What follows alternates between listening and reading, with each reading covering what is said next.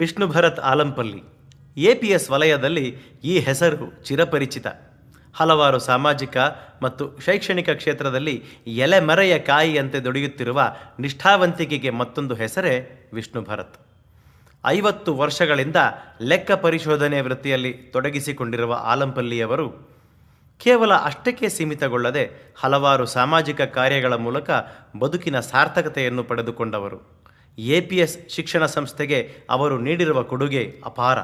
ವಿದ್ಯಾರ್ಥಿಗಳಿಗೆ ಪ್ರಭಾವಿ ಶಿಕ್ಷಣದ ಜೊತೆಗೆ ಉತ್ತಮ ಸಂಸ್ಕಾರವನ್ನು ನೀಡಬೇಕು ಎನ್ನುವುದು ಅವರ ಬಲವಾದ ನಂಬಿಕೆ.